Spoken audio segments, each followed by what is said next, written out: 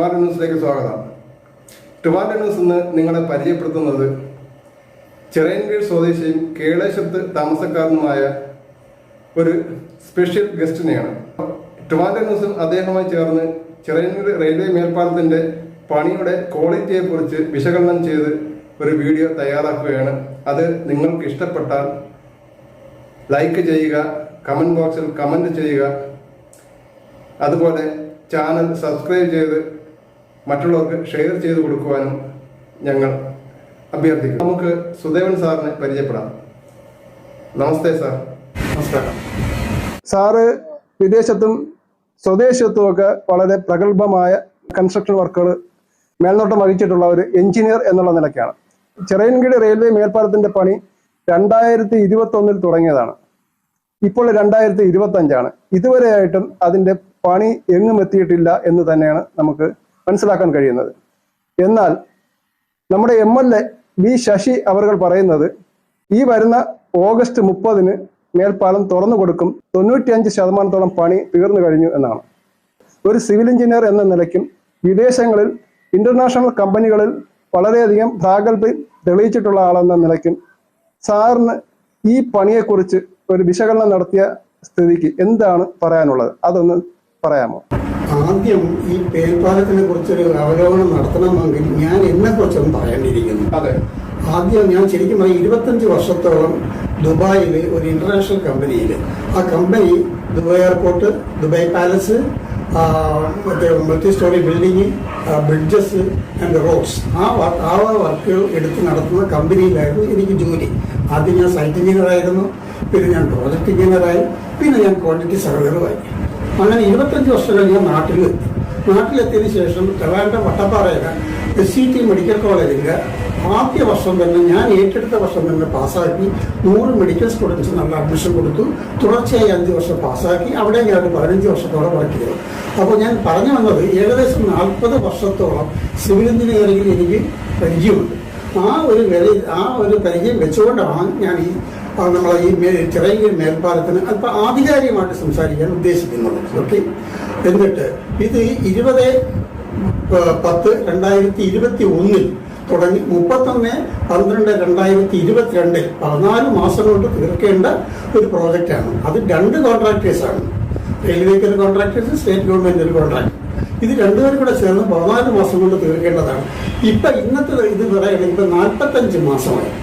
ഇപ്പോഴത്തെ ടോട്ടൽ അവലോകനം ചെയ്തു കഴിഞ്ഞാൽ എൻ്റെ കാഴ്ചപ്പാടിൽ ഒരു 80-85% കൂടുതൽ അവർക്ക് നടന്നിട്ടില്ല എന്നുള്ളതാണ് സത്യം. ഇതിനിടയിൽ പല ആവർത്തി ഇതിനേതായി ഓപ്പൺ ചെയ്യും തുറന്നു കൊടുക്കുമെന്ന് പറഞ്ഞിട്ട് പല ആവർത്തി പറഞ്ഞിട്ടുണ്ട്. നമ്മൾ ആരാണെന്ന് നിങ്ങൾക്ക് അറിയാമല്ലോ, ഞാൻ കൂടുതൽ വിശദീകരിക്കാൻ ഉദ്ദേശിക്കുന്നില്ല. അപ്പോൾ പല ആവർത്തി ഇപ്പം ലാസ്റ്റിൽ കേട്ടത് വരുന്ന ആഗസ്റ്റ് 30 തീർക്കുമെന്നാണ് പറയുന്നത്. എൻ്റെ കാഴ്ചപ്പാടിൽ അത് തീരെ യാതൊരു ഇത് എനിക്ക് കാണുന്നില്ല.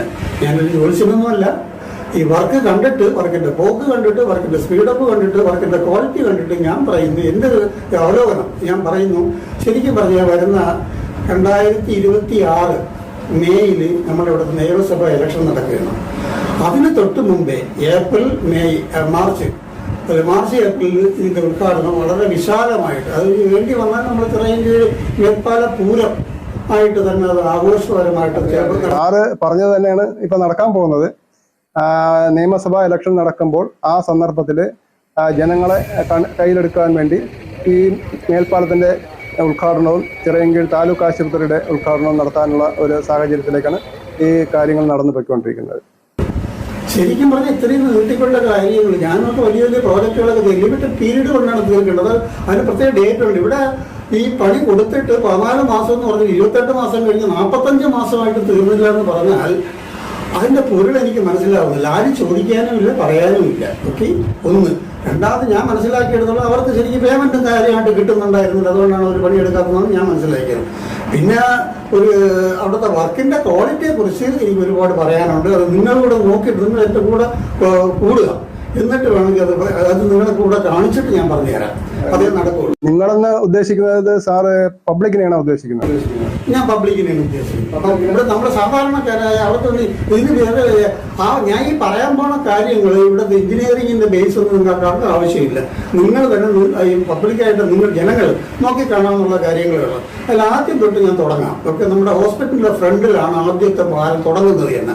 അത് ശരിക്കും പറഞ്ഞാൽ ആദ്യം തുടങ്ങേണ്ടിയിരുന്നത് ഇവിടെ നല്ല നമ്മുടെ ക്ഷീരവാണിയുടെ മറ്റേ സോമജി തിയേറ്ററിന്റെ അവിടെ നിന്നാണ് തുടങ്ങേണ്ടത്. അതിന്റെ വെട്ടി കുറച്ചിട്ടാണ് ഹോസ്പിറ്റലിന്റെ ഫ്രണ്ടിൽ നിന്ന് തുടങ്ങിയത്. അപ്പോൾ ഹോസ്പിറ്റലിന്റെ ഫ്രണ്ടിൽ നിന്ന് തുടങ്ങുന്നത് 0 ലെവലിൽ നിന്നാണ്, ഗ്രൗണ്ട് ലെവലിൽ നിന്നാണ് തുടങ്ങുന്നത്. അത് നേരെ ഒരു ആദ്യത്തെ ഡീവിൽ വന്നിരിക്കും. ഓക്കെ, അപ്പൊ അതിന്റെ സൈഡ് 2 വശവും റീടൈനിങ് വാൾ കെട്ടി മണ്ണിട്ട് കോമ്പാക്ട് ചെയ്ത് അതിന്റെ RCC ചെയ്താണ് ആദ്യത്തെ പോർഷൻ തീർക്കുന്നത്. എന്നിട്ടാണ് അടുത്തടുത്ത് ഓരോരോ പിന്നെ ഉള്ള ഓരോ സ്പാനെന്ന് നമ്മൾ പറയാം. ഇതിലേക്ക് ഓരോരോ സ്പാനാണ് തീർത്ത് പോകേണ്ടത്. അത് തന്നെയാണ് തീർത്തിട്ടിരിക്കുന്നത്. അവിടെ തന്നെ ആദ്യത്തെ മിസ്റ്റേക്ക് എന്ന് ഞാൻ പറയുന്നത്, ഈ റാമ്പ് വന്ന് കയറുന്നിടത്ത് ആദ്യം ഒരു ഭയങ്കരമായിട്ടൊരു ബീം ക്രോസ് റോഡ് ഫുള്ളായിട്ട് കാസ്റ്റ് ചെയ്തിരുന്നു. അത് കഴിഞ്ഞിട്ട് ആ കാസ്റ്റ് ചെയ്തത് മൊത്തം പൊട്ടിച്ചു. അത് മൊത്തം പൊട്ടിച്ചു എന്നുള്ളതാണ്. അതിന്റെ ഫോട്ടോസ് തന്നെയുണ്ട്. അത് എന്തിനു പൊട്ടിച്ചു? അപ്പൊ ഇവിടെ കൺസൾട്ടിങ് ആരും ഇല്ലേ? ഇത് നോക്കാനായിട്ട് സൂപ്പർവൈസർ ആരും ഇല്ലേ? ആരും ഇല്ല. നാട്ടിലില്ലാത്ത കളരിയായിട്ടാണോ അങ്ങനെ ആദ്യം കാസ്റ്റ് ചെയ്തു, പിന്നെ പൊട്ടിച്ചു, പിന്നെ കാസ്റ്റ് ചെയ്തു? അപ്പൊ അങ്ങനെ ചെയ്യുന്നത് ഇതൊക്കെയാണ് ഒരു വർക്കിന്റെ ഇത്. ഇപ്പൊ ഞാൻ പറഞ്ഞ ആദ്യ പോർഷൻ നിങ്ങളുടെ പൊതുജനങ്ങളായി നിങ്ങളോട് വീക്ഷിക്കണം. അവിടെ നിന്ന് ഹോസ്പിറ്റലിൽ വന്ന് 2 സൈഡും നിങ്ങളൊന്ന് വീക്ഷിക്കണം. ഞാൻ ഈ പറഞ്ഞ റീറ്റെയിനിങ് ഭാഗം കാസ്റ്റ് ചെയ്തിരിക്കുന്നതിന്റെ പുറവശം കംപ്ലീറ്റ് ഹണി കോംസ് ആണ്. കംപ്ലീറ്റ് ഹണി കോംസ് വെച്ചാൽ നമ്മളെ തേനീച്ച കൂടുതൽ ഇരിക്കും. ഓക്കെ, ഇത് തൽക്കാലത്തേക്ക് അവരെന്തെങ്കിലും കുറച്ച് സിമെന്റ് സ്ലറി വെച്ച് അടയ്ക്കും. ഈ അടച്ചു കഴിഞ്ഞാൽ കുറച്ച് കഴിയുമ്പോഴത്തേക്ക് അത് ഇരിക്കും. കുറെ കഴിയുമ്പോഴത്തേക്ക് ഇത് രണ്ടിന്റെ ഡെൻസിറ്റി വ്യത്യാസമുണ്ട്. കുറെ കഴിയുമ്പോൾ ഈ അടച്ച സിമെന്റ് ഇളകി പോകും. അപ്പൊ സൂക്ഷ്മങ്ങൾ വഴി ഈ ഇവിടുത്തെ അന്തരീക്ഷ വായു കടക്കുകയും, അതായത് അന്തരീക്ഷത്തില് കുറഞ്ഞ അതായത് വെള്ളത്തിന്റെ അംശം അതിലേക്കൂടെ ദൂരത്തിൽ കൂടെ കയറുകയാണ്. ഈ പറഞ്ഞ ഹണികോംസ് വഴി കയറുകയാണ്. കയറി കഴിഞ്ഞിട്ട് പിന്നീട് ഈ കമ്പികളൊക്കെ തുരുമ്പിച്ച് കഴിഞ്ഞിട്ട് പിന്നെ അതിന് ശക്തി ഉണ്ടാവില്ല. കുറെ കഴിഞ്ഞ് കുറേശ്ശെ പൊളിഞ്ഞ് വീഴാൻ തുടങ്ങും. അതുകൊണ്ടാണ് പലപ്പോഴും കണ്ടിട്ട് നിങ്ങൾ ദീർഘായുസില്ലല്ലോ എന്ന് ഞാൻ പരിതപിച്ചിട്ടുണ്ട്. ആ വർക്ക് കണ്ടിട്ട് നിങ്ങൾ നോക്കിയിട്ട് പറഞ്ഞാൽ മനഃപൂർവ്വം പറഞ്ഞൊന്നുമല്ല, നിങ്ങളത് കാണുക. അത് കഴിഞ്ഞിട്ട് അതിന്റെ മുകളിൽ ചെയ്തിരിക്കുന്ന കൈവരി എന്ന് നമ്മളെ മലയാളത്തിലൊക്കെ പറയും. അതിന് ഇത് ചെയ്തിരിക്കുന്നത് ശരിക്കും പറഞ്ഞു കഴിഞ്ഞാൽ അതിന്റെ ടോപ്പ് വളരെ സ്ട്രെയിറ്റ് ലൈന് വരേണ്ട ഒരു കാര്യമാണ്. അത് പക്ഷേ ഇങ്ങനെ അത് കംപ്ലീറ്റ് പാമ്പിന്റെ ട്രാക്ക് പോലെയാണ് വരും. പാമ്പ് ഇഴഞ്ഞു പോയാൽ എങ്ങനെ പോകും, അതേപോലെയാണ് ചെയ്തിരിക്കുന്നത്. അതിന്റെയും കാര്യം ഞാൻ പറഞ്ഞാൽ എന്തുകൊണ്ട് സംഭവിച്ചു. ശരിക്കും പറഞ്ഞാൽ താഴെ നിന്ന് വന്ന റീൻഫോഴ്സ്മെന്റിൽ നമ്മളൊക്കെ സാധാരണ ചെയ്യുമ്പോൾ ഷട്ടറിങ് അത് ഈ റീൻഫോഴ്സ്മെന്റിൽ അപ്പുറം ഇപ്പുറം കവർ ബ്ലോക്ക് വെച്ച് കെട്ടിയിട്ട് ഷട്ടറിങ് കംപ്ലീറ്റ് ഫോം വർക്ക് ചെയ്ത് 2 വശങ്ങളിൽ നിന്നാണ് അതിന് ബലപ്പെടുത്തിയിട്ടാണ് കോൺക്രീറ്റ് ചെയ്യണത്. ഓക്കെ, ഇവിടെ ചെയ്യുന്നത് അങ്ങനെയല്ല. ഈ റീൻഫോഴ്സ്മെന്റിൽ ഈ ഷട്ടറിങ് കെട്ടുകമ്പിയിട്ട് കെട്ടി ആണ് കോൺക്രീറ്റ് ചെയ്യുന്നത്. അതുകൊണ്ടുള്ള കുഴപ്പം എന്താണ്, മുകളിൽ നിന്ന് കോൺക്രീറ്റ് ഇടുമ്പോഴത്തേക്ക് താഴോട്ട് ഈ കെട്ടുകമ്പിയുടെ ഇതും എല്ലാം കൂടെ വെച്ചിട്ട് കംപ്ലീറ്റ് തടസ്സം കൊണ്ട് കോൺക്രീറ്റ് പോകില്ല. അപ്പൊ എന്ത് ചെയ്യും, അതിലെ സ്ലറി എത്രയും താഴെ ഒളിച്ചെന്ന് പോകും. അതുകൊണ്ടൊക്കെയാണ് ഇവിടെ കംപ്ലീറ്റ് ഹണി കോംസ് വരുന്നത്. പിന്നെ ഈ കെട്ടുകമ്പി എല്ലാം കൂടുതൽ കിടക്കണമുണ്ട്, വൈബ്രേറ്റ് ഇടാനും പറ്റിയിട്ടില്ല. അതൊരു സത്യമാണ്. ഏതൊരു കോൺക്രീറ്റും നല്ല രീതിയിലുള്ള മിക്സിംഗ് ആണെങ്കിൽ, നല്ല രീതിയിലുള്ള ഷട്ടറിംഗ് ആണ്. പിന്നെ ഷട്ടറിംഗ് വളരെ പഴയതാണെന്ന് എനിക്ക് തോന്നിയിട്ടുണ്ട്. അപ്പോൾ ഈ ഷട്ടറിങ്ങിന്റെ ഇത് വെച്ചുകൊണ്ടും ശരിക്കും പറഞ്ഞു കഴിഞ്ഞാൽ അത് നമുക്ക് വൈബ്രേഷൻ ചെയ്തു കഴിഞ്ഞാൽ നല്ല ഫിനിഷിംഗ് കിട്ടും, നല്ല കോൺക്രീറ്റ് ആണെങ്കിൽ എന്ന് ഞാൻ പറയുന്നുണ്ട്. ഷട്ടറിംഗ് എന്ന് പറയുന്നത് നമ്മുടെ ഈ 2 സൈഡും ഇങ്ങനെ കവർ ചെയ്യാൻ ഉപയോഗിക്കുന്ന ഒരു സ്ക്വയർ ഇരുമ്പ് ഷീറ്റാണ് അല്ലേ? അതിലെ ഷട്ടർ ഇരുമ്പ് ഷീറ്റാണ്. ഇരുമ്പിലും ഉണ്ടാക്കാം, തടിയിലും ഉണ്ടാക്കാം. ഇവിടെ പ്ലൈവുഡിലും ഉണ്ട്, തടിയിലും ഉണ്ട്, അല്ല ഇരുമ്പിലും ഉണ്ട്. അങ്ങനെയൊക്കെ ചെയ്യുന്ന ഈ അതിനെ ഫോം വർക്ക് എന്നതാണ് നമ്മുടെ എഞ്ചിനീയറിംഗ് ഫോം വർക്ക് എന്ന് പറയാം. ഈ ഫോം വർക്ക് ആദ്യം ക്ലീൻ ചെയ്ത് ഷട്ടറിങ് അതിൽ വരട്ടിയിട്ടാണ് അത് വെച്ച് കിട്ടുന്നത്. അപ്പോഴാണ് ആ ശരിക്കും പറഞ്ഞാൽ നമ്മൾ അലുവ കഷ്ണം കട്ട് ചെയ്ത് വെച്ച് എങ്ങനെ ഇരിക്കും അതുപോലെ കിട്ടും. നിങ്ങൾ ചെയ്തിട്ടുണ്ട്. പക്ഷെ അവിടെ ഇതുപോലെ ഒരു അടി സ്ക്വയർ പോലും ഞാൻ അങ്ങനെ ആ ഏരിയയിൽ കണ്ടിട്ടില്ല. നിങ്ങൾ കാണുകയാണെങ്കിൽ ഞാൻ എടുത്ത് പറയുക, അവിടെ ഇല്ല എന്നുള്ളതാണ് സത്യം. ഞാൻ കംപ്ലീറ്റ് ചെക്ക് ചെയ്തു. ഞാൻ ഇതിന്റെ അടുത്താണ് എന്റെ വീട്. ഞാൻ 10-40 പ്രാവശ്യം ഞാൻ വിസിറ്റ് ചെയ്തിട്ടുണ്ട്. അതുകൊണ്ടാണ് ഇത്രയും ഞാൻ പറയേണ്ടി വന്നത്. 6 ദിവസം ഈ ഇതിന്റെ പണി കാണുന്നുണ്ട്, നിരീക്ഷിക്കുന്നുണ്ട്. അപ്പൊ ഈ നിരീക്ഷണത്തിൽ നിന്നും സാറ് മനസ്സിലാക്കിയെടുത്ത കാര്യങ്ങളാണ് ഇപ്പൊ സാറ് ഈ പറഞ്ഞു വരുന്നത്. ഹണികോംസിന്റെ കാര്യം, ഈ ഷട്ടറിങ്ങിന്റെ കാര്യം, അതുപോലെ തന്നെ ഈ ബീമിന്റെ കാര്യം പൊട്ടിച്ച കാര്യമൊക്കെ പറയുന്നത്. ഞാനൊന്ന് ചോദിക്കട്ടെ സാറേ, ഇത് ശരിക്കും പണ്ടകശാലയിൽ നിന്ന് തുടങ്ങി നേരെ വലിയ കട ആ സോമജി തിയേറ്ററിന്റെ ആ ജംഗ്ഷനിൽ ചെന്ന് അവസാനിക്കുന്ന ഒരു പ്ലാനായിരുന്നു നേരത്തെ ഉണ്ടായിരുന്നത്.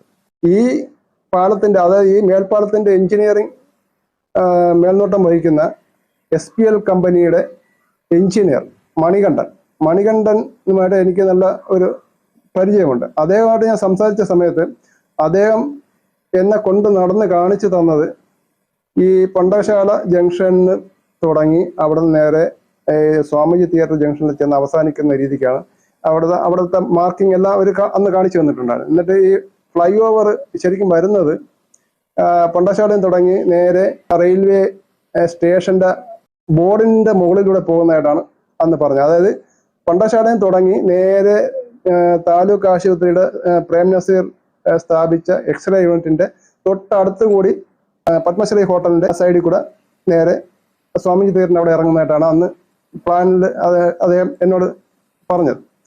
പക്ഷേ ഇപ്പൊ പണി കഴിഞ്ഞ് വന്നപ്പോൾ സംഭവിച്ചിരിക്കുന്നത്, പണ്ടശാലയ്ക്ക് വളരെ മുമ്പായിട്ട് തുടങ്ങുകയും എന്നാൽ റെയിൽവേ ലൈനിന്റെ ഭാഗം കഴിഞ്ഞാൽ ഉടനെ തന്നെ, അതായത് എക്സൈസ് ഓഫീസിന്റെ തൊട്ട് മുകളിൽ നിന്ന് കുത്തനെ പഴയ റോഡിന്റെ ഒരു കയറ്റം തുടങ്ങുന്ന ഭാഗത്ത് ആ കുഴിയിലാണ് ഇതുകൊണ്ട് ഈ എൻഡ് വന്നിരിക്കുന്നത്.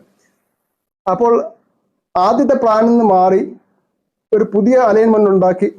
ഇത് ആരുടെയൊക്കെ ചില സ്ഥാപിത താല്പര്യങ്ങൾ ആണ് ഇതിൽ ഈ ഒരു മേൽപ്പാലത്തിന്റെ പണിക്ക് ബുദ്ധിമുട്ട് വന്നിട്ടുള്ളതെന്നാണ് ശരിക്കും എൻ്റെ ഒരു നിരീക്ഷണം. അത് സാറിന്റെ അഭിപ്രായത്തിൽ എന്താണ് സാറിന് തോന്നുന്നത് ഇങ്ങനെ ഒരു മാറ്റം വരുമ്പോൾ? മുമ്പ് ഫസ്റ്റിൽ ഇതിന്റെ ഒരു ഡ്രോയിങ് ഞാൻ കണ്ടിരുന്നു. അപ്പൊ ഏകദേശം അലൈൻമെന്റ് കറക്റ്റ് ആയിരുന്നു ഞാൻ കണ്ട ഡ്രോയിങ്ങിൽ. പിന്നീട് അതിനുശേഷമുള്ള ഇതിന്റെ മോഡിഫിക്കേഷൻ വന്ന ഡ്രോയിങ് ഒന്നും ഞാൻ കണ്ടിട്ടേ ഇല്ല. പിന്നെ ഇതിന്റെ സ്പെസിഫിക്കേഷൻ ഞാൻ കണ്ടിട്ടില്ല. ലോകത്തിലെ ഏറ്റവും നല്ല സ്പെസിഫിക്കേഷൻ എന്ന് പറയുന്നത് ഇന്ത്യൻ്റെയാണ്. അത് വെച്ചാണ് ഇതിൽ ഫോളോ ചെയ്യേണ്ടത്. നമ്മൾ ലോകത്തിൽ നിന്ന് എവിടെ നിന്ന് ഒരു ബ്ലേഡ് മാറ്റുകൊണ്ടെന്നാലും നമ്മുടെ റേസറിൽ കറക്റ്റ് ആവും. അതൊരു യൂണിവേഴ്സൽ റോളാണ്. അതേപോലെ ഇതും അങ്ങനെ ചെയ്യണമായിരുന്നു. പക്ഷെ ഇവിടെ ചെയ്തിരിക്കുന്ന വർക്കുകളെല്ലാം കാണുമ്പോൾ ഭയങ്കര പ്രയാസം തോന്നുന്നു എന്നുള്ളതാണ് സത്യം. ഇവിടെ പല കോൺക്രീറ്റുകൾ പോലും, അതായത് സൈഡ് ഇവിടെ പറ്റിയിരിക്കുന്ന ഒരു ഏറ്റവും വലിയൊരു അബദ്ധം എന്ന് ഞാൻ വിചാരിക്കുന്നത്, ആദ്യത്തെ പൈലിംഗ് ഒക്കെയാണ് ഗുഡ്. രണ്ടാമത്തെ പില്ലർ ചെയ്തിരിക്കുന്നത് വെരി നൈസ്. അത് കഴിഞ്ഞിട്ട് ബീം ചെയ്തിട്ടുണ്ട്, അതും കുഴപ്പമില്ല. അത് കഴിഞ്ഞിട്ട് സ്ട്രക്ചറൽ സെക്ഷൻ ചെയ്തു, അതും രണ്ട് പാർട്ടിയായിട്ടാണ് ചെയ്തതെങ്കിലും അത് വളരെ നീറ്റായിട്ട് ചെയ്തു. അതിന്റെ ജോയിന്റ് മാത്രമേ, ജോയിന്റിന് രണ്ട് ടൈപ്പ് ജോയിന്റുകളുണ്ട് ഈ ബ്രിഡ്ജസ് ചെയ്യുമ്പോൾ. ഒന്ന് എക്സ്പ്രഷൻ ജോയിന്റ് എന്നും ഒന്ന് കൺസ്ട്രക്ഷൻ ജോയിന്റ് എന്നും പറയും. ഇവിടെ രണ്ട് ജോയിന്റുകളുണ്ട്. ഈ രണ്ട് ജോയിന്റും അതിൻ്റെതായ രീതിയിലല്ല ചെയ്തിരിക്കുന്നതെന്ന് നിങ്ങൾക്കും പോയി കാണാം. ഒന്ന് നമ്മുടെ ട്രിവാൻഡ്രം ഡാമിന്റെ അവിടെ പോയി നിന്ന് നോക്കിയാൽ കാണാം. അവിടെ എക്സ്പ്രഷൻ ജോയിന്റാണ് വരേണ്ടത്. പക്ഷെ അത് പ്രോപ്പറായിട്ടല്ല ചെയ്തിരിക്കുന്നത്. നിങ്ങൾക്കും കാണാം. അതിനൊന്നും എഞ്ചിനീയറിന്റെ ആവശ്യമൊന്നുമില്ല, കാണാമെന്നുള്ളതാണ്. അപ്പൊ അങ്ങനെ ഒരു എങ്ങനെയൊക്കെ. പിന്നെ ഈ പറഞ്ഞതുപോലെ താങ്കൾ ഈ എഞ്ചിനീയറൊക്കെ കണ്ടു സംസാരിച്ചു എന്ന് പറഞ്ഞാൽ പല പ്രാവശ്യം പോയപ്പോൾ അവിടെ ചോദിച്ചു ഇതിന്റെ സൈറ്റ് എഞ്ചിനീയറെയോ ഇതിന്റെ ഉത്തരവാദിത്തപ്പെട്ട ആരെങ്കിലും ഉണ്ടോ എന്ന്. ഞാൻ ഇന്നുവരെ മീറ്റ് ചെയ്തിട്ടുണ്ട്. 40 പ്രാവശ്യത്തിൽ കൂടുതൽ ഞാൻ പോയിട്ടുണ്ട്. ഞാൻ പലപ്പോഴും അന്വേഷിച്ചിട്ടുണ്ട്. ഞാൻ കണ്ടിട്ടില്ല എന്നുള്ളതാണ് സത്യം. കാരണം ഇവിടെ നടക്കുന്ന വർക്ക് അതിൽ അവര് ലേബേഴ്സ് എന്ന് ചെയ്യുകയാണ്. അവരുടെ അടുത്ത് പറയുന്നത് പോയി കോൺക്രീറ്റ്, അവർക്ക് ഇതിനെ പറ്റി ഒന്നും അറിയുണ്ട്. അവർക്ക് ഇത് കോൺക്രീറ്റ് ചെയ്താൽ ഹണികോംസ് വരുമെന്നോ വൈബ്രേറ്ററിലേക്ക് പ്രശ്നമാകുമെന്നോ ഒന്നും അവർക്കറിയില്ല. ഇതൊക്കെ ശരിക്കും സൂപ്പർവൈസർ ഉണ്ടാവണം, നല്ലൊരു സൈറ്റ് എഞ്ചിനീയർ ഉണ്ടാവണം. നമ്മളൊക്കെ ഒന്ന് അങ്ങനെ ചെയ്ത് ഒരുപാട് തഴക്കം വന്നവരാണ്. അവിടെ കൂടെ നിൽക്കാറുണ്ട് ഞാൻ. അങ്ങനെ നിന്ന് ചെയ്തപ്പോൾ അതിൻ്റെതായ ഫിനിഷിങ്ങും കിട്ടിയിട്ടുണ്ട്. അത് സത്യമാണ്. ഞാൻ ഈ എഞ്ചിനീയറെ കണ്ടു എന്ന് പറയുന്നത് ഈ പാലത്തിന്റെ ഓർഡർ, അതായത് കേരളത്തിൽ ഒരു 10 മേൽപ്പാലങ്ങളുടെ പണിയാണ് എടുത്തിട്ടുള്ളത്. അപ്പോൾ ചിറയൻകീഴ് ബേസ് ചെയ്തുകൊണ്ട് ചിറയൻകീഴ് ഓഫീസ് കേന്ദ്രീകരിച്ചുകൊണ്ട് ഇരവിപുരവും അതുപോലെ തന്നെ കരുനാഗപ്പള്ളിയിലും ഈ 2 മേൽപ്പാലം കൂടി ചേർത്ത് 3 മേൽപ്പാലങ്ങൾ ആദ്യമായിട്ട് തുടങ്ങാനായിരുന്നു പ്ലാൻ. അപ്പം ചിറയൻകീഴായിരുന്നു അതിന്റെ ആസ്ഥാനം.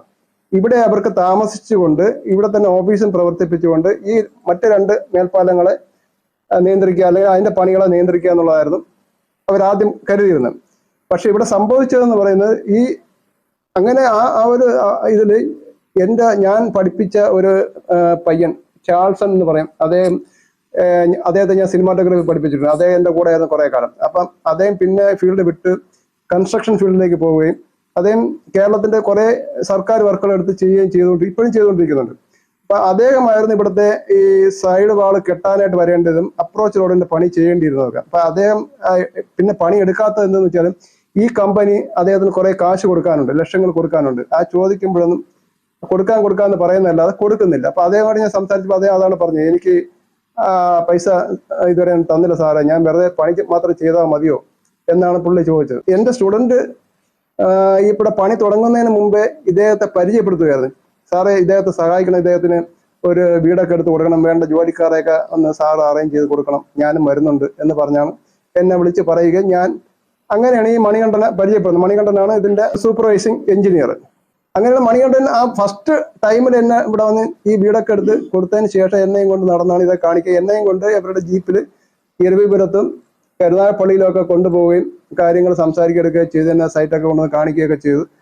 അതിനുശേഷം കരുനാഗപ്പള്ളിയിൽ അവിടുത്തെ മുനിസിപ്പാലിറ്റിയുടെ ചെയർപേഴ്സണെ ഞാൻ ഇദ്ദേഹത്തിന് പരിചയപ്പെടുത്തി കൊടുക്കുകയൊക്കെ ചെയ്തിട്ടുണ്ട്. അവർ വേണ്ട എല്ലാ സഹായങ്ങളും ചെയ്തു കൊടുത്തിട്ടുണ്ട്. അവിടത്തേക്ക് പണികൾ ഏകദേശമൊക്കെ തീർന്നു കഴിഞ്ഞു. ഇവിടെ മാത്രമാണ് ഇങ്ങനെ കിടക്കുന്നത്. കരുനാഗപ്പള്ളിയിലെ മാക്സിമം പണി കഴിഞ്ഞു. ചിറയൻകീഴത്തതും ഇരവിപുരത്തോടും കുറച്ച് ലാഗായിട്ട് നിൽക്കുന്നത്. ഏറ്റവും കൂടുതലും പണി മോശമായിരിക്കുന്നത് ചിറയൻകീഴാണ്.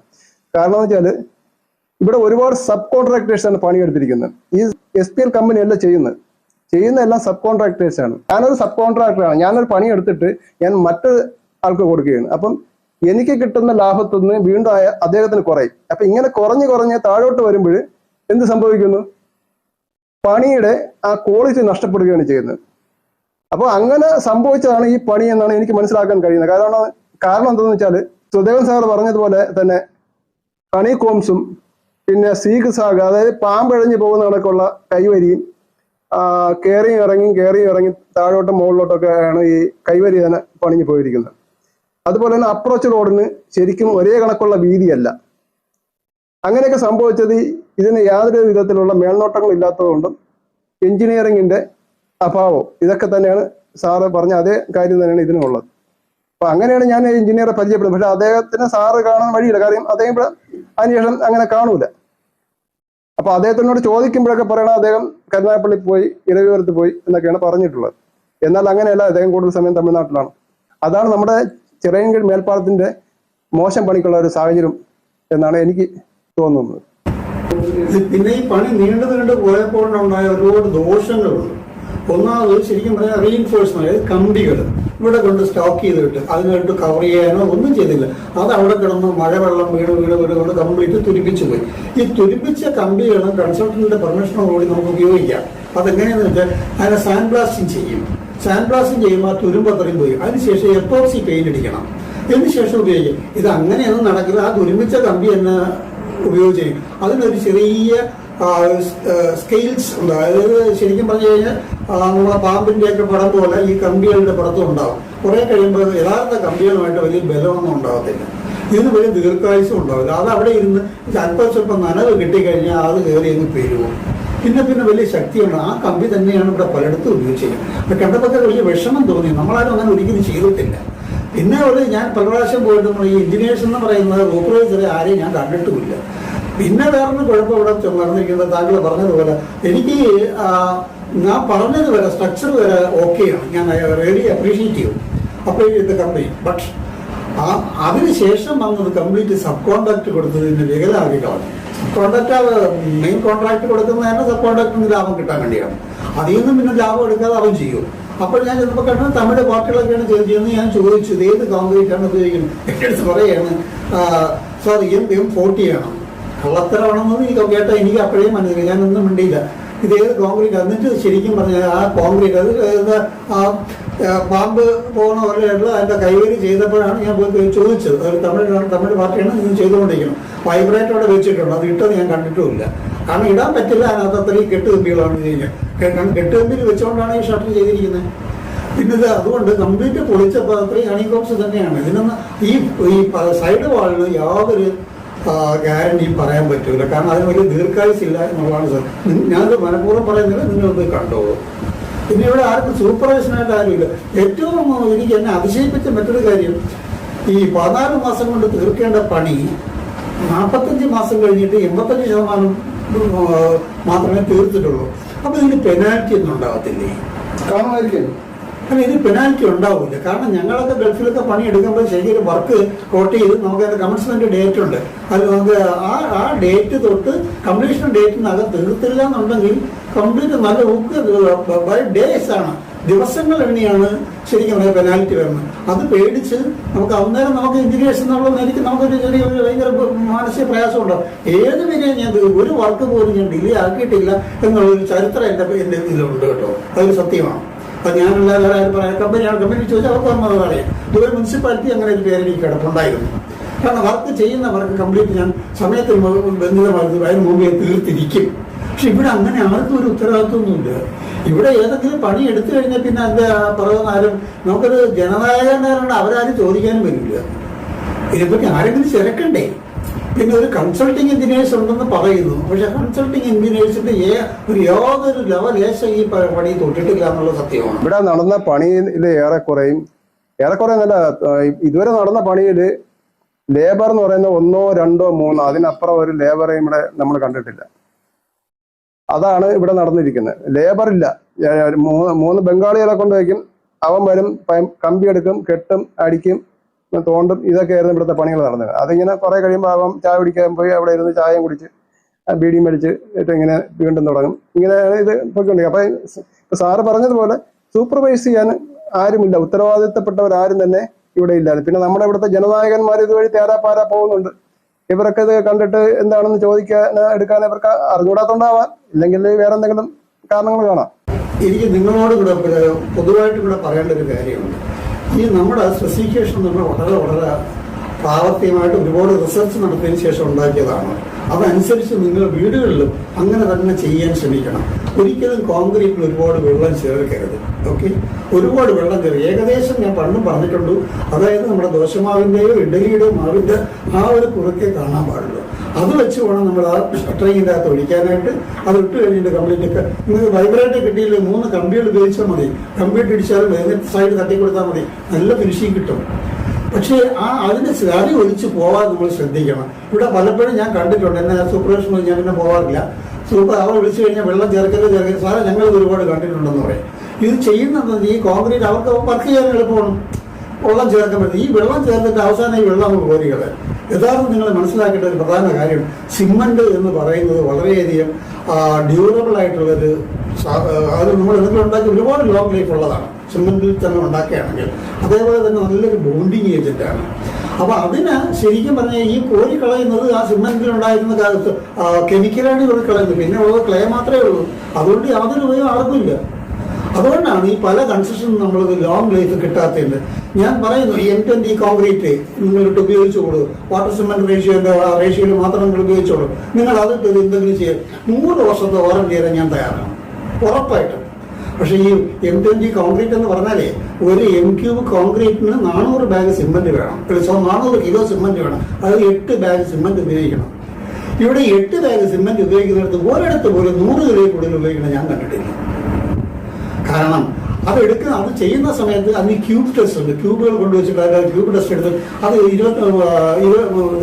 വെള്ളത്തിലിട്ട് 28 എന്നാണ് ടെസ്റ്റ് ചെയ്ത് അതിന് കംപ്രസീവ് ടെസ്റ്റ് നമുക്ക് കിട്ടും. അത് അപ്പോൾ നമുക്കറിയാം അതിന് എന്ത് സ്ട്രെങ്ത് ഉണ്ടോ എന്നുള്ളത്. അതൊക്കെ നമ്മൾ വീട്ടിൽ ചെയ്യിപ്പിക്കണമെന്നാണ് ഞാൻ ഈ പറയുന്നത്. നിങ്ങൾ അറിഞ്ഞിരിക്കണം. എല്ലാവരും എഞ്ചിനീയറിംഗ് പഠിച്ചിരിക്കണമെന്ന് നിർബന്ധമൊന്നുമില്ല. ഇതൊക്കെ പ്രാക്ടിക്കൽ ആയിട്ടുള്ള കുറേ കാര്യങ്ങൾ. അതുപോലെ വീട്ടിലേക്ക് നിങ്ങൾ പ്ലാസ്റ്ററിങ് ചെയ്യിപ്പിക്കുന്നു. 1:4 എന്നുള്ള റേഷ്യോയിൽ, അതായത് ശരിക്കും പറഞ്ഞു കഴിഞ്ഞാൽ 1:4 എന്നുള്ള രീതിയിൽ നിങ്ങൾ മസാല ഉണ്ടാക്കി കൊടുക്കും. അതായത് ഒരു ചട്ടി സിമെന്റിന് 4 ചട്ടി മണ്ണ് ഉപയോഗിച്ചിട്ട് ഇവിടെ ഒരു ചട്ടി സിമെന്റിന് 8 ചട്ടി മണ്ണ് ഇട്ട് 10-12 ഉപയോഗിക്കുന്നത്. അങ്ങനെ ഉപയോഗിച്ചത് എങ്ങനെ നിൽക്കും? 1:4 ഒരു ചട്ടിക്ക് നിങ്ങൾ 4 ചട്ടി മണൽ ഉപയോഗിച്ചിട്ട് പ്ലാസ്റ്റർ ചെയ്യൂ, ഒരു കുഴപ്പമില്ല. അതും കിട്ടും. അത് 3 ദിവസം വെള്ളം ഒഴിക്കണം കേട്ടോ. വെള്ളം ഒഴിച്ച് ക്യൂറിങ് ചെയ്യാൻ അതും കിട്ടും 100 വർഷത്തെ ഗ്യാരണ്ടി.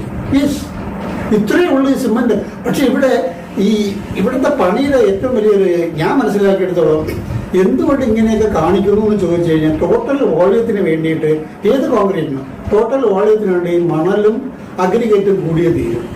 അപ്പോൾ ഇവിടെ ഉള്ള ഏത് കോൺട്രാക്ട് എടുത്താലും അവരെ ഒക്കെ ശരിക്കും പറയും. ഏത് രാഷ്ട്രീയക്കാരെന്നൊന്നും ഞാൻ പറയുന്നില്ല, എല്ലാവരും നല്ലപോലെ അവരുടെ ഒന്നും പൈസ വാങ്ങിക്കും. ബാക്കിയുള്ളവർക്ക് ഒരുപാട് ഈ കോൺട്രാക്ട് അയാൾ നിർബന്ധിച്ച് അയാളൊന്നും പൈസ വാങ്ങിക്കാറുണ്ട്. അങ്ങനെയാണെന്നുണ്ടെങ്കിൽ 1 ലക്ഷം രൂപയെ തന്നെ ശരിക്കും പറഞ്ഞു കഴിഞ്ഞാൽ 40,000 രൂപ വരെ ഇത് പല പാർട്ടികൾക്കാർക്ക് കൊടുത്തേ പറ്റും. 20,000 രൂപ അയാൾക്ക് ലാഭം വേണ്ടേ? ബാക്കി ഈ 1 ലക്ഷം രൂപയിൽ 40,000 60,000 പോയിട്ട് 40,000 ഉപയോഗിക്കാൻ പറ്റുള്ളൂ. അപ്പൊ അവൻ എങ്ങനെ കുറയ്ക്കുക? അവൻ സിമെന്റിലാണ് കുറയ്ക്കുന്നത്. അവന് വേറെ വഴിയില്ല. അപ്പൊ അഗ്രിഗേറ്ററിൽ മണലിൽ കുറയ്ക്കില്ല, സിമെന്റിലാണ് കുറയ്ക്കും. അപ്പൊ സിമെന്റ് കുറയ്ക്കുമ്പോൾ കുഴപ്പം എന്താ? അതിന് ലോങ് ലൈഫ് ഇല്ല. അത് തന്നെയാണ് എല്ലായിടത്തും നടക്കുന്നത്. അത് പൊളിഞ്ഞു ദീർഘായുസില്ല. കാരണം സിമെന്റ് ഇല്ലല്ലോ. സിമെന്റ് നമ്മൾ പറഞ്ഞ പ്രപ്പോർഷനിലുള്ള സിമെന്റ് ഇല്ല. അതുകൊണ്ടാണ് ആ സിമെന്റ് പൊളിഞ്ഞു പോണത്. അപ്പൊ തന്നെ നമ്മുടെ നാട്ടിൽ ഒരു വർക്ക് പോലും എന്റെ കാഴ്ച, ഞാൻ ഒരുപാട് വർക്കൊക്കെ നമ്മൾ സ്വന്തമായിട്ട് എവിടെ നിന്ന് കള്ളത്തിലോ നമ്മൾ കാണിച്ചിട്ടില്ല. അതുകൊണ്ട് ഇന്നും ദുബൈയിലൊക്കെ പോകുമ്പോൾ നമ്മളൊക്കെ ചെയ്ത ബിൽഡിങ്ങിന് ഒരു അടന്ന് ഒരു പ്ലാസ്റ്റിക് പോലും അടന്ന് വീണിട്ടില്ല. കാരണം അത്ര നീറ്റ് ആൻഡ് കാര്യമായിട്ട് നമ്മൾ ചെയ്തിരിക്കുന്നത്. അത് പക്ഷേ ഇവിടെ നമ്മുടെ നാട്ടിൽ ഒരു വർക്ക് പോലും ഒരു പേരിന് വേണ്ടി എനിക്ക് കാണാൻ കഴിഞ്ഞിട്ടില്ല എന്നുള്ള സത്യമുണ്ട്. ഒരു സത്യമാണ്. അതുകൊണ്ട് പല വർക്കുകൾ ഞാൻ പോകുമ്പോൾ കണ്ടിട്ട് എൻ്റെ മനസ്സിൽ ഇവർ വേദനിച്ചിട്ടുണ്ട്. കാരണം ഇവർ ഇങ്ങനെയൊക്കെയാണ് ചെയ്ത് എത്ര നാൾ നിൽക്കുന്നത്? വളരെ സങ്കടം തോന്നിയിട്ടുള്ള സത്യമാണ് കേട്ടോ.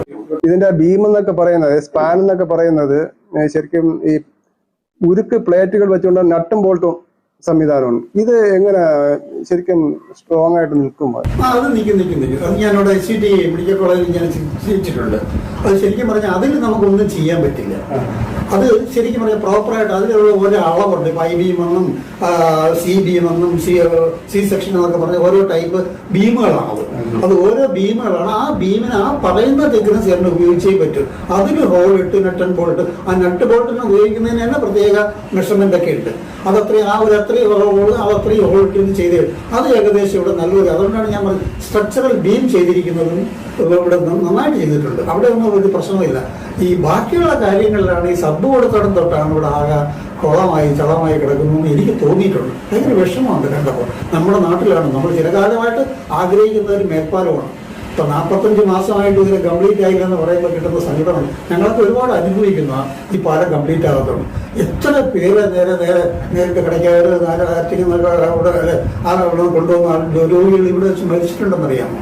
കാരണം നേരെ കൊണ്ടുപോകാൻ പറ്റാത്തതുകൊണ്ട്. എന്നിട്ടും ചില എമർജൻസിയിൽ ഇവിടെ താഴെ ഗേറ്റ് എടുത്തുകൊണ്ട് പോയിട്ട് ഈ ഓട്ടോറിക്ഷക്കാർ തൂക്കിയെടുത്ത് അപ്പുറത്തെ ഓട്ടോ കയറ്റി നേരെ ഹോസ്പിറ്റലിലേക്ക്. പക്ഷെ അങ്ങനത്തെ മരിച്ചു പോയിട്ട് ഒരുപാട് കേസസ് ഉണ്ട്. അതൊക്കെ ഭയങ്കര സങ്കടം തോന്നിയിട്ടു. അത് പിന്നെ ഈ എന്തിനാ ഇത്രയും 45 മാസം വരെ കൊണ്ട് തീരാത്ത എന്തുകൊണ്ട് തീർന്നില്ല? ആർക്ക് വേണ്ടി? ആരോടെങ്കിലും പക നോക്കുന്നതാണോ? ചിറയൻകീഴക്കാരോട് കാണിക്കുന്ന പകയാണോ എന്ന് പോലും സംശയിച്ചിട്ടുണ്ട് ഞാൻ. കാരണം ഞാൻ അതിൻ്റെ ഒരു കയ്പ് പേർന്ന ഒരു പാർട്ടിയാണ്. ഞാൻ ഒരുപാട് അനുഭവിക്കുന്നത്. ഇപ്പോൾ തന്നെ ഒന്ന് ശരിക്കും പറഞ്ഞാൽ എനിക്ക് ആശുപത്രിയിലൂടെ പോകണമെങ്കിൽ ഞാൻ ശാർക്കര വഴി അവിടെയൊക്കെ എന്ന് വെച്ചാൽ സോഡാക്കുപ്പി റോഡാണ്. ഇപ്പം അതിലൊന്നും നമുക്ക് പോകാൻ പറ്റില്ല. ഭയങ്കര പാട് തന്നെയാണ്. അതിലേക്ക് ഒന്ന് പോയി കറങ്ങി നേരെ വലിയടയിൽ എത്തണം. വലിയടയിലും ആശുപത്രിയിലൂടെ എത്തണം. ഭയങ്കര പാടാണ്. അത് മെയിൻ റോഡല്ലല്ലോ, അത് ശരിക്കും ഒരു സബ് റോഡാണത്. പക്ഷേ എന്തായാലും അതൊന്നും കംപ്ലീറ്റ് ആവും. നമ്മുടെ നാട്ടിലെ രീതി അനുസരിച്ചിട്ടെങ്കിലും ഈ പാലം ഒന്ന് മേൽപ്പാലം കംപ്ലീറ്റ് ആയി എന്തൊരു ആശ്വാസമാകുമെന്ന് അറിയാം. ഭയങ്കര ബുദ്ധിമുട്ട് തോന്നുന്നു. ദൈവത്തെ ഓർത്താതെ എത്രയും പെട്ടെന്ന് തീർക്കാൻ നോക്കുക. ഇത് നിങ്ങളുടെ ഇഷ്ടത്തിന് തീരുമാനമാണെന്ന് ഞങ്ങൾക്ക് അറിയാം. നിങ്ങളുടെ ഇഷ്ടത്തിന് തീർത്തോളൂ. പക്ഷെ ഫിനിഷിംഗ് എങ്കിലും നല്ല രീതിയിൽ ചെയ്യണം. ഞാൻ പലയിടത്തും ഒരുപാട് സ്ഥലം വിസിറ്റ് ചെയ്തിട്ടുണ്ട്.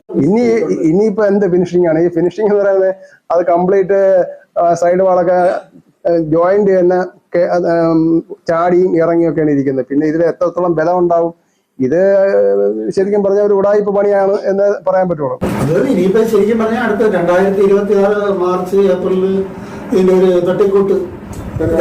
അപ്പോ എനിക്ക് ഒരു ലാസ്റ്റ് ആയിട്ട് ഒരു അപേക്ഷ, ഒരു റിക്വസ്റ്റ് ഉണ്ട്. ഓക്കെ, ഈ മേൽപ്പാലത്തിന് നല്ലൊരു പേരുള്ള ഒരു കൺസൾട്ടിങ് എഞ്ചിനീയർ ഉണ്ടെന്ന്, എഞ്ചിനീയേഴ്സ് ഗ്രൂപ്പ് ഉണ്ടെന്നാണ് ഞാൻ കേൾക്കുന്നത്. എൻ്റെ അവരുടെ നോട്ടീസ് ബോർഡ് വെച്ചിട്ട് അല്ലെങ്കിൽ അവരുടെ ബോർഡ് വെച്ചിട്ട് ഞാൻ കണ്ടത്. ഓക്കെ, അവരിൽ നിന്നും ഇത് കംപ്ലീറ്റ് ആവുന്നതിന് ഇത് ഉദ്ഘാടനം നടത്തുന്നതിന് മുമ്പ് അവരെ കൊണ്ട് ഈ പാലത്തെ ഒന്ന് സർട്ടിഫൈ ചെയ്തിട്ട് ഒരു approval certificate, finishing approval certificate ഞങ്ങൾക്കൊക്കെ കിട്ടാറുണ്ട്. ഞങ്ങൾ വർക്ക് ചെയ്ത് കഴിഞ്ഞാൽ നമ്മുടെ കൺസൾട്ടന്റ് നമുക്ക് കിട്ടിയതിന് ശേഷം അതാണ് ഞങ്ങൾ മുനിസിപ്പാലിറ്റിയും ദുബൈ മുനിസിപ്പാലിറ്റിയൊക്കെ സബ്മിറ്റ് ചെയ്യുന്നത്. അതേപോലെ നിങ്ങളൊരു ഇവിടുത്തെ കൺസൾട്ടന്റിനെ കൊണ്ട് ഒരു അപ്രൂവൽ സർട്ടിഫിക്കറ്റ് അത് ഈ നമ്മുടെ ഉദ്ഘാടനത്തിന് മുമ്പ്, ഇത് തുറന്നു കൊടുക്കുന്നതിന് മുമ്പ് നടക്കുന്ന നമ്മുടെ പൂരം പോലെ നടക്കുമല്ലോ, അന്ന് ഇതിൻ്റെ ഒന്ന് കാണിക്കാനായിട്ടുള്ള ഒരു അവസരം ഒന്ന് ചെയ്യണേ എന്നൊരു അപേക്ഷ എനിക്കുണ്ട്. ബീമുകളുടെ ഇടയിൽ വരുന്ന കോൺക്രീറ്റ് കൊണ്ട് ബീം കെട്ടിയ കോൺക്രീറ്റ്, അതായത് ഈ ഗർഡറുകൾ തമ്മിൽ യോജിപ്പിക്കുന്ന അതിൻ്റെ ഇടയ്ക്ക് വരുന്ന ബീമുകൾ, ഇതിലെല്ലാത്തിനും സാറ് പറഞ്ഞ പോലെ ഹണി കോംസ് ആണ്. അപ്പം ഇതിനൊക്കെ എത്രത്തോളം ലൈഫ് ഉണ്ടാകും എന്നുള്ളതാണ് നമുക്ക്. അല്ല, അവിടെ അവിടെ യോജിപ്പ് ശരിക്കും വരേണ്ട എങ്ങനെ ഇതാണ് ഞാൻ നേരത്തെ പറഞ്ഞത്. രണ്ടെണ്ണം ജോയിന്റ് ഉണ്ട് ഇതിന്. ഒന്ന് കൺസ്ട്രക്ഷൻ ജോയിന്റ് എന്ന് പറയും, അത് ഒന്ന് കൺസ്ട്രക്ഷൻ ജോയിന്റ് ആണ്, ഒന്ന് എക്സ്പാൻഷൻ ജോയിന്റ്. ഈ ചൂട് വരുമ്പോൾ പണ്ടത്തെ റെയിൽവേ ലൈനിൽ കണ്ടിട്ടുണ്ടാവും, ഗ്യാപ്പ് ഇട്ടാണ് പണ്ടിട്ടിരുന്നത്. ഇപ്പോൾ ഒറ്റയടിക്ക് കൊണ്ടുപോകുന്നവർ ആ ഗ്യാപ്പ് ഇട്ട് വരുമ്പോൾ ചൂട് സമയത്ത് നമുക്ക് ശരിക്കും പറഞ്ഞു കഴിഞ്ഞാൽ അടുത്തിരിക്കും, തണുപ്പ് സമയത്ത് ദൂരെ ഇരിക്കും. അതേപോലെ ഈ പാലങ്ങൾക്കും ഉണ്ടാവും, കൺസ്ട്രക്ഷൻ RCCക്കും ഈ ഗ്രേഡറിനും ഒക്കെ ഉണ്ടാവും. അപ്പൊ അവിടെ നമ്മൾ ശരിക്കും പറഞ്ഞാൽ എക്സ്പാൻഷൻ ജോയിന്റ്, ആ എക്സ്പാൻഷൻ ജോയിന്റിനകത്തും നമ്മൾ ഒരു പ്രത്യേക ടൈപ്പ് മെറ്റീരിയൽ കൊണ്ട് അത് ഫില്ല് ചെയ്ത് നല്ല നീറ്റായിട്ട് ഫിനിഷ് ചെയ്യും. അങ്ങനെയൊന്നും ഇവിടെ ചെയ്തിട്ടില്ല. ഇത് അങ്ങനെ ചെയ്യാത്തതുകൊണ്ടാണ് ഇത് മഹാവൃത്തിയോടായിട്ട് നമുക്ക് തോന്നുന്നത്. അത് നിങ്ങൾക്ക് കാണാൻ വേണ്ടി ഞാൻ പറയുന്നത് നമ്മുടെ ട്രിവാൻഡ്രം എല്ലാവരുടെ അടുത്തൊക്കെ ചെയ്തിരിക്കുന്നത് അത് ഒരു എക്സ്പാൻഷൻ ജോയിന്റ് ആണ്. അത് അതിൻ്റെതായ രീതി ചെയ്തിട്ടില്ല എന്നതാണ് സത്യം.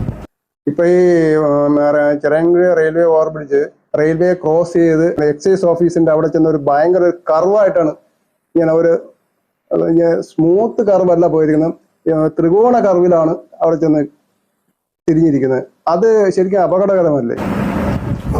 അത് അപകടകരമല്ലേ എന്ന് ചോദിച്ചാൽ ആണ്. പക്ഷെ അതിന്റെ അലൈൻമെന്റ് ഇപ്പുറത്തെ സൈഡിൽ നിന്നും കൂടി സ്ഥലം എടുത്ത് വന്നിരുന്നു എങ്കിൽ, അതായത് ഇപ്പൊ അവിടെ നമ്മൾ ശ്രദ്ധിക്കണം, ഞാൻ ആരെയും കുറ്റപ്പെടുത്താൻ വേണ്ടി പറയുന്നതല്ല, ആർക്കും ബുദ്ധിമുട്ടുണ്ടാക്കുകയും ചെയ്തത്. ആ മേൽപ്പാലത്തിന്റെ പണി തുടങ്ങിയത് ഒറ്റ സൈഡിൽ നിന്ന് മാത്രമേ സ്ഥലം എടുത്തിട്ടുള്ളൂ. അങ്ങനെ വന്നപ്പോൾ ഇവർക്ക് സ്ട്രെയിറ്റൻ ചെയ്യാൻ പറ്റിയില്ല. അതാണ് അതിന്റെ മെയിൻ റീസൺ. അതാണ് പിന്നെ കുറെ പാർട്ടിക്കാരെ സേവ് ചെയ്യാൻ ശ്രമിച്ചു, അവിടെയാണ് പറ്റിപ്പോയത്. പിന്നീട് അലൈൻമെന്റ് മാറി. അപ്പൊ അങ്ങനെ വന്നപ്പോ അതിനനുസരിച്ചുള്ള അലൈൻമെന്റ് മാറ്റിയപ്പോഴാണ് ഇവിടെ വലിയൊരു കർവ് വന്നത്. ഈ കർവ് ശരിക്കും പറഞ്ഞാൽ അവിടെ നിന്ന് കയറി വരുന്ന വാഹനങ്ങൾക്കൊരു ബുദ്ധിമുട്ട് തന്നെയാണ്. ചെറിയ രീതിയിലുള്ള അപകടങ്ങളൊക്കെ ഉണ്ടാവാൻ സാധ്യത ആ കർവ് കൊണ്ടും ഉണ്ടാവും എന്നുള്ളത് യാതൊരു സംശയമില്ല. അത് കണ്ടറിയേണ്ട കാര്യങ്ങളാണ്. പിന്നെ അതുപോലെ തന്നെ ഇപ്പൊ സ്റ്റേറ്റ് ഗവൺമെന്റ് ചെയ്തിട്ടുണ്ട് മേൽപ്പാലത്തിന്റെ പണി, ഈ റെയിൽവേക്കാർ ചെയ്തത്. രണ്ടും അജഗജാന്തരം വ്യത്യാസമുണ്ടോ എന്ന് ഞാൻ പറഞ്ഞാൽ നിങ്ങൾക്ക് പോയി നോക്കിക്കാണാം. രണ്ട് വ്യത്യാസമുണ്ട്. അവർ ലേറ്റായാണ് തുടങ്ങിയെങ്കിൽ അവർ നേരത്തെ തീർന്നു. അവരെ പണിയും ഇവരെ പണിയും തമ്മിൽ കൂടെ നിങ്ങളൊന്ന് നോക്കുക. അത് എൻ്റെ റിക്വസ്റ്റാണ്. ഒരുവിധം അത്രേ ഞാൻ പറയുന്നുള്ളൂ. എങ്കിലും ഒരു 90% നീതി പുലർത്തിയിട്ടുണ്ട്. നമ്മുടെ ഇവിടെ എന്ന് വെച്ചാൽ ഒന്നിനും ഈ സബ് കോൺട്രാക്ട് കൊടുത്തതാണ് ഇത്രയും പ്രശ്നം ഉണ്ടായതെന്നാണ് ഞാൻ മനസ്സിലാക്കുന്നത്. പിന്നെ അതുപോലെ ഈ പാലത്തിന്റെ അടിഭാഗം ഞാനൊക്കെ വെളിയിലൊക്കെ പോയപ്പോൾ അത് ശരിക്കും ഫില്ല് ചെയ്ത് ഗാർഡൻ പോലെ ആക്കിയിട്ട് ചിലർ കേസ് ഉണ്ടാക്കിയിട്ട് അതിനകത്ത് ഈ ഷട്ടിൽ കോക്ക് കളിക്കാനുള്ള സൗകര്യപ്പെടുത്തി ചെറിയ മിനിമം ഫീസിലൊക്കെ ആൾക്കാർ ഒന്ന് കളിക്കുന്നത്. അത് കളിക്കാനായിട്ട് പിള്ളേരും വരുന്നത് അവർ നല്ലൊരു വരുമാനം വരുമാന മാർഗമാണ്. അത് ഒന്ന്. രണ്ട്, അവിടെയൊക്കെ കാർ പാർക്ക് നമ്മൾ ടൊമാറ്റോത്തൊക്കെ കണ്ടിട്ടുള്ള ശരിക്കും പറഞ്ഞാൽ കാർ പാർക്കായിട്ട് നമുക്കിടാം. അതിന് വേണ്ടിയുള്ള പാർക്കിംഗ് ഫീസ് വാങ്ങിക്കാം. പക്ഷേ ഈ പാലത്തിന്റെ അടിയിൽ ഉള്ള കംപ്ലീറ്റ് റബിഷ് കൊണ്ട് നിറച്ചിട്ട് അതിന്റെ പുറത്തൂടെ മണ്ണ് തൂറ്റിയിരിക്കുകയാണ്. അതിന്റെ ഫോട്ടോ എന്റെ അത് അടിയിൽ കിടക്കുന്ന റബിഷ് നാശമാകുമ്പോഴത്തേക്ക് മണ്ണ് കൊണ്ടിരിക്കും. കുറെ കഴിയുമ്പോഴത്തേക്ക് അതൊക്കെ കംപ്ലീറ്റ് പോയി ലോഡ് കയറുമ്പോഴത്തേക്ക് അതൊക്കെ നശിക്കും എന്നുള്ളതാണ്. പക്ഷെ അതങ്ങനെ ചെയ്യാൻ പാടില്ല. കാരണം അത് കോമ്പാക്ട് ചെയ്യേണ്ട സ്ഥലമാണ്. ആ കോമ്പാക്ട് ചെയ്യേണ്ട സ്ഥലത്ത് ഇങ്ങനെ റബ്ബർ അതായത് നമ്മൾ സിമെന്റ് അവിടെ ഇവിടെ നിന്ന് പൊട്ടിച്ചത് ഇളക്കിയത് എല്ലാം കൂടെ കൊണ്ട് നിരത്തിയിട്ട് അതിന്റെ പുറത്തൂടെ മണ്ണ് തൂറ്റിയിരിക്കുക. അതിന്റെ ഫോട്ടോസ് എൻ്റെ ഉണ്ട്, ഞാൻ തരാം. അങ്ങനെയൊക്കെയുള്ള ഒരുപാട് മോശമായ രീതിയിലൂടെ പണിയെടുക്കും. പക്ഷേ അതിനുള്ള ഒരു കുഴപ്പമെന്ന് പറഞ്ഞാൽ ഇവിടെ ചോദിക്കാനും പറയാനും ആരും ഉണ്ടായിരുന്നില്ല. പ്രോപ്പറായിട്ട് ആരെങ്കിലും വേണ്ടെങ്കിൽ മാത്രമല്ല ഒരു കൺസൾട്ടിങ് എഞ്ചിനീയർ തന്നെ അയാൾ കണ്ടിട്ടുമില്ല. അവരുടെ ആരുടെ ഇതിൽ തന്നെ സൈറ്റിൽ ഞാൻ പല പ്രാവശ്യം തിരക്കിയിട്ടുണ്ട്. ഇന്ന് വന്നിട്ടില്ല എന്ന് പല പ്രാവശ്യം 40-40 പ്രാവശ്യത്തിൽ കൂടുതൽ ഇവിടെ പോയിട്ടുണ്ട്. ഈ വർക്കിനെ പറ്റി തിരക്കിയിട്ടുണ്ട്, പോയിട്ടുണ്ട്. അപ്പോഴൊന്നും ഞാൻ കണ്ടിട്ടില്ല കേട്ടോ. ആശുപത്രിയുടെ അവിടെ നിന്ന് സ്വാമിജി തിയേറ്റർ വരെ നല്ല വീതിക്കാണ് അക്വയർ ചെയ്തിട്ടുള്ളത്. അപ്പോൾ ഒരു സൈഡ് മാത്രം. എന്നിട്ട് അങ്ങോട്ടേക്ക് ഈ ഫ്ലൈ ഓവർ പോയിട്ടില്ല. പറഞ്ഞല്ലോ, നേരത്തെ ഞാൻ പറഞ്ഞതുപോലെ പണ്ടാശാലയ്ക്ക് ഇപ്പുറം മുതൽ തുടങ്ങി നേരെ റെയിൽവേ ട്രാക്ക് കഴിഞ്ഞാൽ ഉടനെ എക്സൈസിന്റെ അവിടെ വന്നിട്ട് ഭയങ്കര കർവായിട്ട് പെട്ടെന്ന് കുത്തനെ അങ്ങ് ആ കുഴി, അതായത് ആ കയറ്റത്തിന് താഴേക്കാണ് ഇറങ്ങിയിരിക്കുന്നത്. കയറ്റത്തിന് മുകളിലേക്കുമല്ല, കയറ്റത്തിന് താഴേക്കാണ് ഇറങ്ങിയിരിക്കുന്നത്. അങ്ങനെ എവിടെയെങ്കിലും ഓവർ ബ്രിഡ്ജ് പണിയുന്നതായിട്ട് ഞാൻ കണ്ടിട്ടില്ല. കാര്യം അപ്പുറത്തുള്ള അതേ ഒരു ചായ്മാനം പോലെ തന്നെയാണ് അടുത്ത പൊസിഷനിൽ വരേണ്ടത്. പക്ഷെ ഇവിടെ അങ്ങനെയല്ല സംഭവിച്ചിരിക്കുന്നത്. അപ്പൊ അങ്ങനെ വരുമ്പോഴത്തേക്ക് ഇതിനെ വരുന്ന വണ്ടിയെ നമുക്ക് കാണാൻ പറ്റുമോ? അത് ആണ് ഒരു വിഷയം. അതിലൂടെ ശരിക്കും പറഞ്ഞു കഴിഞ്ഞാൽ അപ്രോച്ച് റോഡ് ചെയ്തത് തന്നെ മിസ്റ്റേക്സിലാണ് ചെയ്തിരിക്കുന്നത്. അതിൽ പിന്നെ കൂടുതൽ ആധികാരികമായിട്ട് പറഞ്ഞാൽ അവർക്ക് വിഷമമുണ്ടാവും. ഞാൻ അതിലേക്ക് ഇപ്പോൾ തൽക്കാലം കിടക്കാം. അതിൻ്റെ കാര്യം എന്താണെന്ന് എനിക്കറിയാം. ഇതുപോലെ തന്നെ പണ്ട് ഇത് നേരത്തെ സൂചിപ്പിച്ചില്ല, അതിനകത്ത് ക്രോസ് ആയിട്ടുള്ള, അതായത് താഴ്ന്നു വരുന്ന നമ്മൾ റാമ്പ് വന്ന് കയറുമ്പോൾ ആദ്യം ഒരു ബീം അവിടെ ചെയ്തിരുന്നു. ആ ബീം പിന്നെ പൊട്ടിച്ചു, പിന്നെ രണ്ടാമത് ചെയ്തു. അതിൻ്റെ റീസൺ എന്താണെന്ന് എനിക്കറിയാം, പക്ഷെ ഞാനത് പറയുന്നില്ല. കാരണം അത് അവർക്ക് ബുദ്ധിമുട്ടുണ്ടാക്കണം. അല്ല, അത് പൊട്ടിച്ചതിന്റെ ഇതെന്ന് പറയുന്നത് ഈ അലൈൻമെന്റ് മാറിയത് തന്നെയാണെന്നാണ് എനിക്ക് തോന്നുന്നത്. കാരണം വെച്ചാൽ എന്നിട്ട് ഇവര് പറഞ്ഞുണ്ടാക്കി റെയിൽവേ ബീം ഇറക്കിയത് അവര് തെറ്റായിട്ട് പണിഞ്ഞത് കൊണ്ട് പിന്നെ അവര് പൊളിച്ചെന്നാണ് പറയുന്നത്. യഥാർത്ഥത്തിൽ അവര് കറക്റ്റായിട്ട് ചെയ്തത് അവരുടെ അലൈൻമെന്റിൽ ആദ്യത്തെ അതേ അലൈൻമെന്റിൽ തന്നെയാണ് ചെയ്തത്. അത് മാറ്റാൻ പറ്റില്ല എന്ന് പറഞ്ഞാണ് പിന്നെ ഇതിങ്ങനെ ഒരു കർവിലേക്ക് പോയത്. അതാണ് യഥാർത്ഥ സംഭവം. അതിന്റെ യഥാർത്ഥ കാര്യം ഞാൻ പറയാം. ശരിക്കും പറഞ്ഞാൽ ഏതൊരു പണി തുടങ്ങുമ്പോഴും അതിനൊരു ബെഞ്ച് മാർക്ക് എന്ന് പറഞ്ഞ് ലെവൽ പോയിന്റ് കൊടുക്കും.